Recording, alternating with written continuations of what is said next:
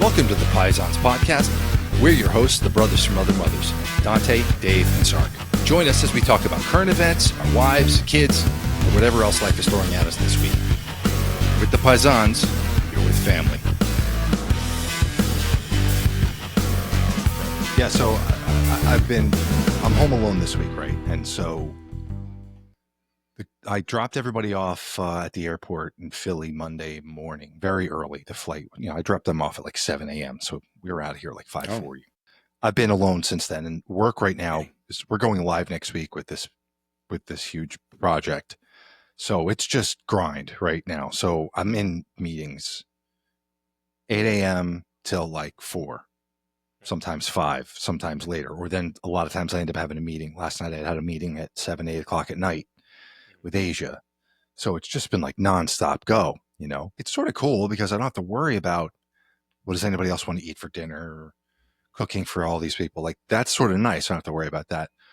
But with going into my meetings till 4 or 5 o'clock, there's a couple other things that I'd like to do that I have been struggling to do. So for example, we want to go to Italy in October and actually right at the end of September, and my passport expires like in September. So I got to got to get that renewed. Now I filled everything out, but I got to get to the post office, and I got to drive in. The post office, as you know, is only open during certain hours. So I'm a couple days.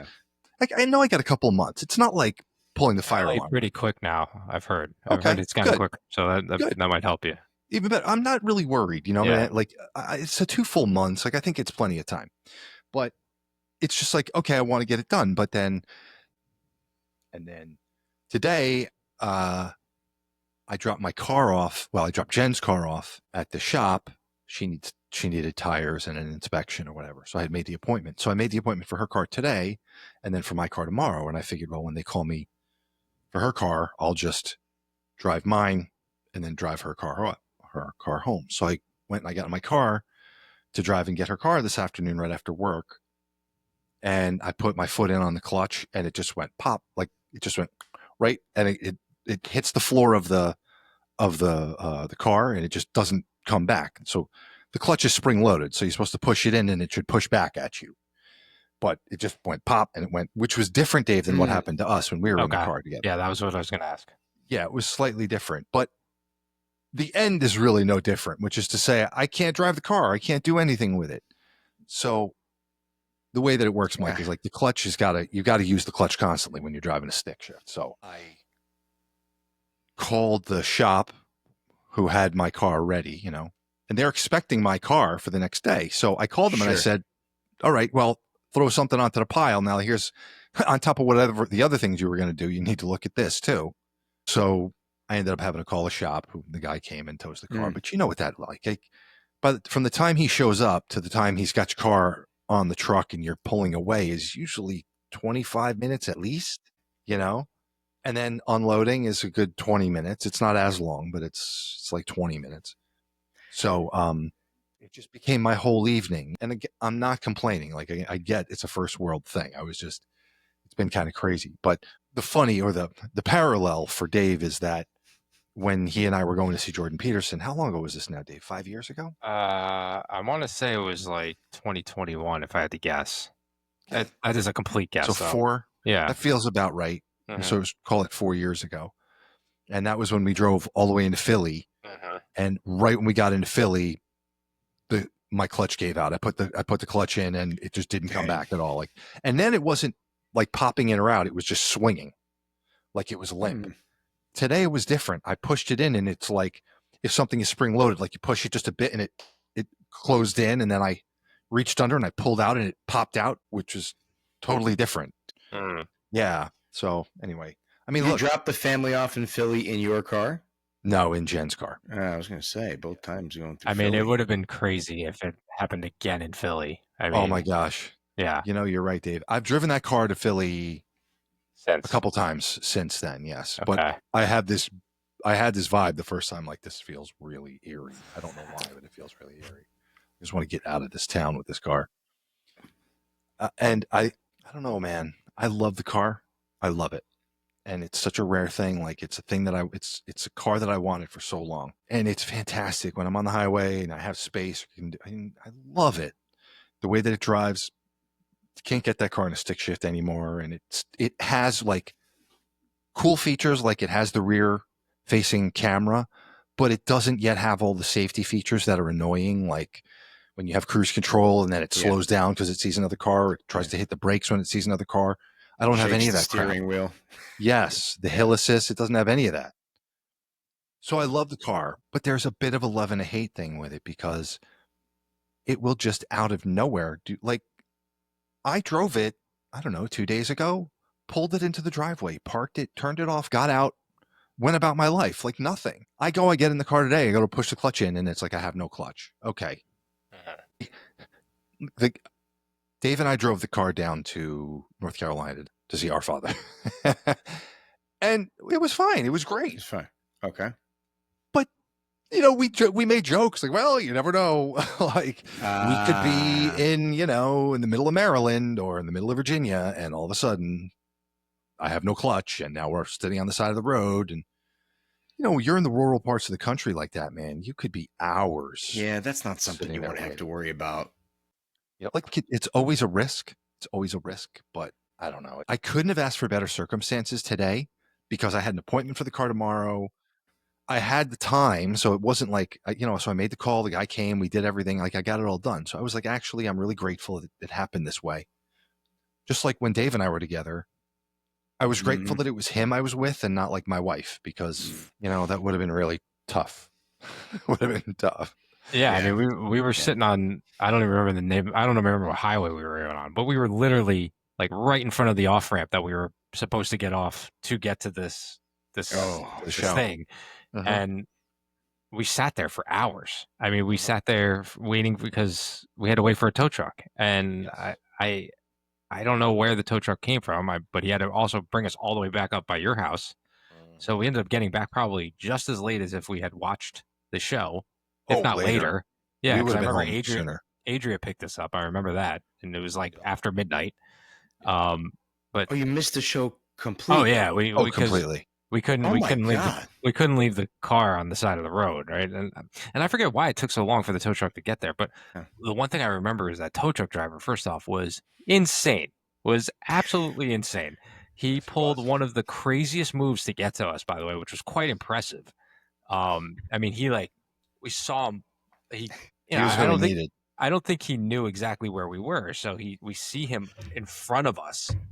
And I think he sees the car on the off ramp. So he pulled some crazy move where he backed up onto the off ramp, with some crazy turning, backed all the way down the off ramp to us. My God. And then he was such a character. I don't remember his name. I don't remember what he looked like. It was him and one other guy, I think. No, it was his pregnant girlfriend in the car. Oh my God, that's right.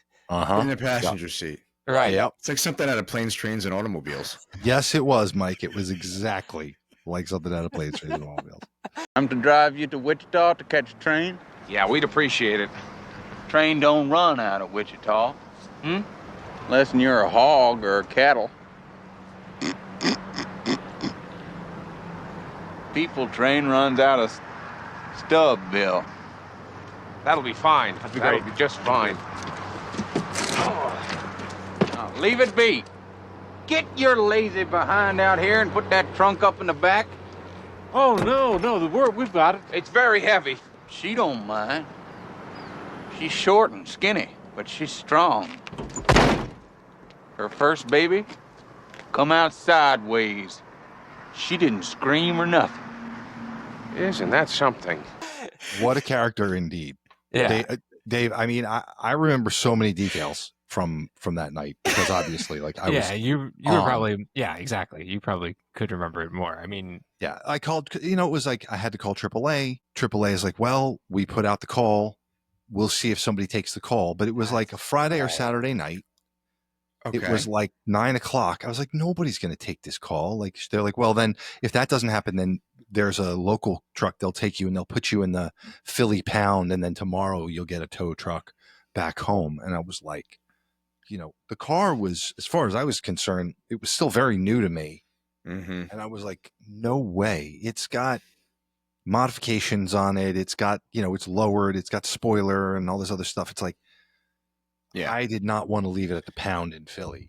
it just so happened this guy took the order because his girlfriend was like 7 months pregnant and he needs the money and yada, yada, yada. And we heard his whole life story while he put the car on the bed. And Dave did a good job of describing what he did. What happened was if you have to have driven through Philadelphia to know and been on this road. I think it might be 76.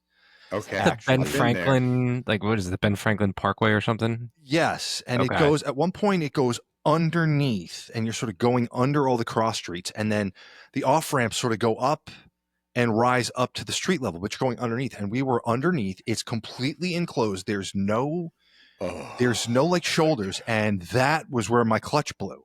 So I was putting in the clutch and I couldn't put in the clutch anymore. And I was like, Dave, this could be really bad. And I was able to get the car in gear enough to get enough that we pulled onto the off ramp and we got about halfway up. And those off ramps are like a quarter mile long, So we were like halfway up the off ramp. So they were really struggling to understand, where are you? And I kept saying, we're on the off ramp off of 76, off ramp, whatever I was giving them the number. And then we were like going up and checking the cross street, because you come up like right into like the streets of Philadelphia. And so I guess he was driving the cross street, saw us, to Dave's point, and then basically just backed out, like backed up and backed all the way down. I seem to remember it was that pretty impressive. His girlfriend was like out of the car, like directing traffic, like around them. If I don't know if that's 100% accurate, or maybe telling him like how much room he had or something, but like maybe at one point it was such a crazy move, because it was like he was like turning the truck like to get around. It was just so. He then starts giving us his whole story, and like of course. Then he's like, "So where am I taking you?" And I'm like, "Well, it's far, man." He's like, and I forget what he did, but basically he was like, "I mean, I can take you. It's just going to be this and that and the other." And I'm like, "I know, man. Look, I'll make it worth your while." Blah blah blah blah. He's like, "Okay, it's going to cost this much." I'm like, "Yeah, that's fine." Mm-hmm. And I don't remember, Dave, if I asked you too, but like we basically pulled our money, gave him like $200 cash when it was all done. Yeah, I forget, honestly. I gave him like $200. And he drove us. It was an hour and 15 minutes probably from Philly. Like we drove all the way, Mike. And right when we got there is when the car broke down. Unbelievable. You were talking about how with this most recent one, you were fortunate of how like the kind of the timing and everything. It's like as crappy as that was, it could have been a lot worse if, say, that happened on the way back, like when you're first getting onto the highway or something. And now it's, 10, 11 o'clock at night. Yes. And now nobody around. Like that guy and his girlfriend are asleep already, because they haven't picked us up. So like who else is around? So like at that point you probably would have been forced to put it in the pounded Philly. Would have been no question. I don't even know what we would have done at that point. Like what would we have done? I probably would have looked like for Uber a hotel or something, or a hotel. Yeah. I probably would look for a hotel, because it's like, well, tomorrow I got to deal with my car. Right. So I probably would have looked for a hotel, and I'd have sprung for a hotel. What else was I going to do? Yeah. Which would have been another adventure in itself. Oh yeah. On top of the fact that the tickets for the event were not cheap, like they were like $400 or something for those, for 2 tickets. Shit. So yeah, I know it was just really. But again, Dave's right. At the same time, I remember thinking, thank God I'm here with Dave, because Dave can be patient. Dave understands. He's just like, Jen would have just been uncomfortable. It would have been, and I mean, I would tell her this too. If she were here, she would agree. She would have been like, well, why can't we do this? Or like, why can't we do that? But like just sitting there and having to suck it up and wait. Yeah. And you can pee in a bottle, if you have to. Right. All these things. Part of the entertainment was when we were on the ride back, this guy, whether he was landed on thick or whether it was all 100% true, it's probably somewhere in between. But he just started telling us how the neighborhood he lives in, how insane it is, and like the stuff that he sees on a daily basis. And he starts telling us how just a couple of days prior, there was somebody who, a pregnant woman, crashed her car in the middle of the street into one of the light poles, into a median. The whole car lit on fire, and she was trapped in the car. And he was like, "Oh, the worst part was you could hear her screaming." Like, and we're like, what? Like he's telling stories like he lives in Gaza. You know what I mean? And he's like, yeah. And he's telling these stories, and we're both like, okay. Like, and that wasn't the only one. There were a couple of other ones that were just like really like violent and people dying. Yeah. And he's like, yeah, no, that happens all the time, man. I forget what his accent was like, but he had like a little bit of an accent. I think he said he was Puerto Rican, if I recall. It could be. I just remember he was nuts. Like that's all I remember is that he was crazy. Nuts, but at the same time competent. Like here he was. He's like, again, I already described the car, and I'm like, it's all, pristine. And he's like, we're gonna. And he arranged it a certain way, so he was like, oh, I'm gonna do it like this, and I'm gonna turn the wheel, and then I'm gonna. All right, here it is. Okay, I'm gonna get just a little bit more. All right, man. And then we're in the car. He's like, I gotta be honest. There was a minute there I thought your bumper was coming right off. Thanks, dude. Thanks, dude. And I also seem to remember that, Dave, we were somehow pinched in between him and his girlfriend or something because. Oh yeah, it was like the four of us in like a little 2-seater. You know what it was?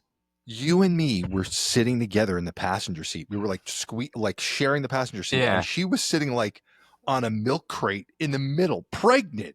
And we were both like, oh, I feel terrible that you're sitting there. He was like, nah, she's fine. She's like, no, I'm fine. It's all cool. I feel like when AAA dispatches, they have to kind of tell them like, all right, this person's here. They want to go to this place. Yes. Are you okay with that? You're right. And I think that's, so I think maybe that's why no one responded. Well, that's part of it for sure. And it was definitely the hour. I mean, it was definitely after hours. But AAA probably kicks them something for like a being on call or something. I don't know. That's exactly right. Yeah. So I mean, I think he probably had a good night. Like, and I think that's probably why he was so energetic and so willing to tell us about his life story and all the shit that he saw, basically. But I think that can't be the first time that's ever happened. Maybe the first time his pregnant girlfriend was with him for such a long trip. I don't know, but. They also seemed like pretty, like, I don't know. They seemed like pretty normal about it, considering that. Yeah. I mean, we were like, we were thinking it was such an inconvenience for him, but he still did it at the end of the day, right? Like, and he got paid. So like you said, we gave him something. I don't even remember what it was, but we had to give him something. Oh, we definitely. I remember for a fact. Yeah, we gave him. I think it was like $200 cash. On top of everything else. Like I just, at a certain point you look at the night and you just go, I mean, I'm going to stop counting how much this is costing. I want to get home. Well, we were just grateful. Yeah, exactly. We were just grateful that someone, because we sat there for a while, just like kind of waiting. Like AAA is like, all right, yeah, like we'll let you know type of thing. And they may or may not have been updating us. Then they called back and they said somebody accepted it. And then there was several calls back and forth where they kept saying, where are you? What exit are you on? And then, it's like, you got to love when you tell them, I'm on the exit, I'm off of exit 39. I'm literally on the exit off of Route 76. If you're on 76 heading south, you take the exit for 39. I'm making up the numbers here. You get the exit for 39 and you'll see us. We're right there. It's like, okay. All right. So he's at exit 42. Why doesn't he see you? You're like, what? Why does he expect to see me? Like, what kind of question is that?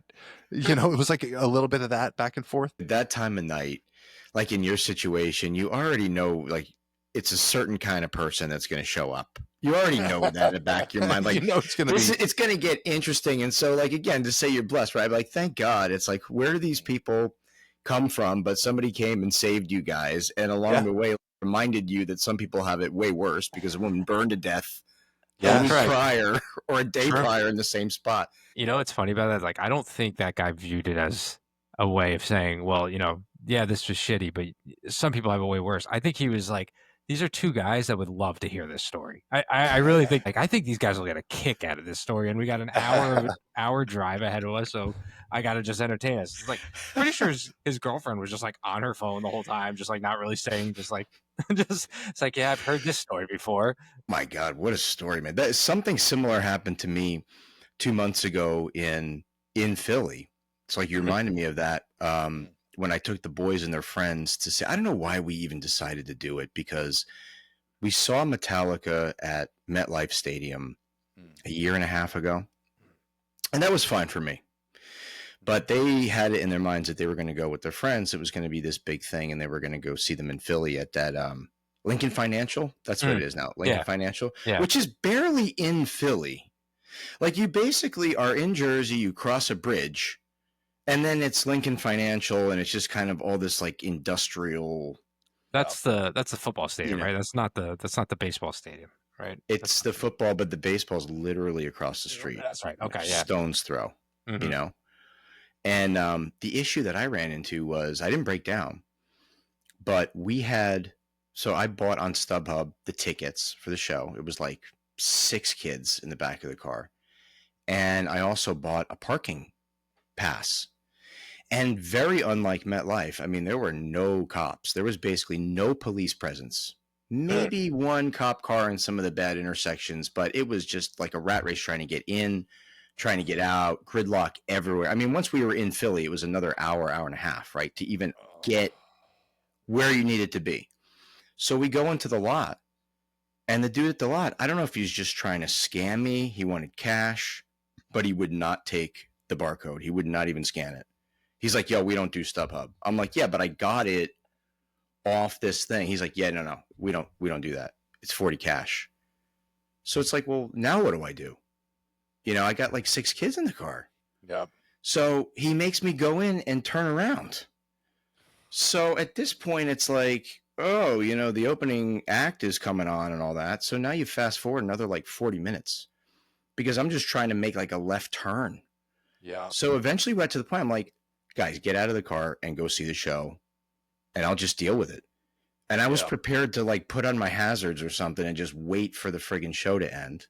Yeah. And once that show started, man, like the streets just cleared out. Yeah. There's nobody there. And I wound up just pulling into that lot. The staff was gone. Everything was just open. There were extra spaces, and I just like rolled into the lot. Huh. And then leaving was you had a ticket for yourself too. I had a ticket, yeah, to go in, and I'm thinking, you know, I'm not gonna. I'm thinking like, could I sell it at this point on StubHub to somebody like locally? But I actually got in. But then on the way out, the same thing. It was like no recourse. As crazy as MetLife gets, it feels like there's some level of control. I mean, there's cops and staff that are clearly directing you. It takes a long time, but there are clear paths where they want the cars going and how they want them merging. And if you can imagine them just like, see you later, you know, I mean, that's basically what it was. Like the cops just not involved. And I'm like, I'm never fucking coming here again. I'm sorry. But if it's like this for a Metallica concert, it's probably like that for the games. I wonder actually if there's maybe more resources for the games just because, and especially now, the Eagles are like top ticket in Philly, right? Like, I don't know, and they expect it. Yeah, but still. Maybe they didn't expect this dumb, but maybe they didn't expect the Metallica show to be like that. I don't know. So wait, he was saying he wouldn't take your parking pass that you paid for? Yeah, it's like they give it to you kind of like the concert ticket. It goes into your Apple Wallet, and it's just like a scannable barcode. And as soon as he saw it, he's like, we don't do, like, I didn't even say StubHub. He's like, we don't do StubHub or whatever it was. And I'm like, okay, well, now what? He's like, you got to turn around. You got to get out of here. You're holding everybody up. You know, I'm like, what the fuck am I going to do now? Holding everyone up. And I was. There's like all these freaking cars. I'm like, what am I going to do? You know? Yeah. But you're only holding them up because he's being a jackass. Yeah, he wanted me to be like, all right, I'll give you $40. Here's $40, you know? And yeah, exactly. Then later on, when I pulled in the back, it wasn't tons of spots, but there were spots. They just left. All the staff left. Yeah. Good, man. Well, fuck him, because that pisses me off. Like, seriously, that crap. They don't care. And not to mention, not for nothing, but we don't do StubHub. He doesn't know what he's talking about. Who was it sold you the ticket? Where is it you're supposed to be? Like, in theory, is there some place where somebody would see that and go, yeah, you're in the right place and scan that?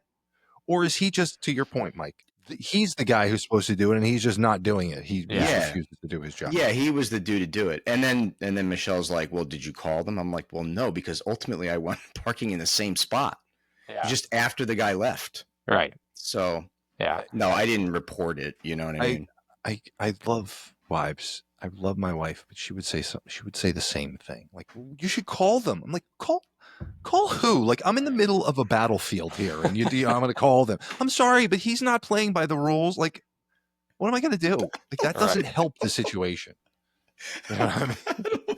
That's basically what it was too. It's like, hang on a second. I'm going to call your boss. Just hang on, just a second. No, it's ringing. It's ringing. Well, I feel like people who work in those professions can just make up their own rules because, like, who's gonna, like, to your point, like, who's gonna actually check them? And he like, knows it. Right. He knows that. Like, he's probably like, yeah, go ahead, call my boss. Like, I don't even have a boss. He's like, I don't even work here. I just found this jacket and I'm just standing here, like saying, like making up rules. Yeah. Oh, Mike, Dave, imagine you actually called the boss, and the boss comes up to him and he goes, hold on, you're not scanning people's stuff. He goes, no, this guy, I don't know. I mean, how easy is it for him to go, no, this guy showed me something else. I don't know, whatever. Right. If he's got a barcode, I'll scan it. And you're like, no, I showed it to you. And he's like, I don't know what you're talking about, buddy. Right. What are you going to say? About. Yeah. That's why. And his boss knows it too. So his boss isn't even going to try and check him. They don't care. And Mike, I think you're spot on. I think truth of the matter is he just starts saying that to people. He sees you with a boatload of kids and he figures, maybe this guy will get out of frustration, will just throw me $40. Right. That's probably exactly what it is. And truth be told, man, like if I saw a police presence, like let's say there were cops around. Yeah, right. You know, I might be like, excuse me, I'm confused, officer. Not necessarily like this guy's an asshole, but I'm confused. No, I have a thing, like where am I supposed to go? Right. And there was there was no one you could just pull up to, walk up to, no one. Like, how do I get here? Where do I go for this? You really know you're in the Northeast in those situations too. You know what I'm saying? Like those are the moments where you're like, this is where you're like, welcome to the Northeast. Because you know what? If you were in Kansas City or you were in some, like one of these cities in the Midwest, like, you know, people be like, oh no, bud, you know, sorry, man, you're in the wrong place. Pull a quick U-turn here. You want to go down here, make a right. They'll take care of you over there. They would absolutely point you in the right direction. These people are like, no, not only is it not my job, go fuck yourself. You know, like it's like you're holding everyone else up now. Yeah. And it's like, okay, dude, one of two things. Either you know you're supposed to take this, or you know where they take this thing. And you could at the very least say to me, like, look, man, parking lot F is where you want to go. I know it sucks. Turn around, go over here, follow the signs. No, we don't take that. I mean, I get it. Sometimes like StubHub or something is like your only option, but whenever possible, I try and go direct. You know what I mean? Because you never know. That's the type of stuff that you're going to deal with. Now, with you guys, you lost those tickets. We just missed the show. I mean, I hate it. But, you know, I got to spend some quality time with my brother. So yeah. Amen. Like it or not. Yeah.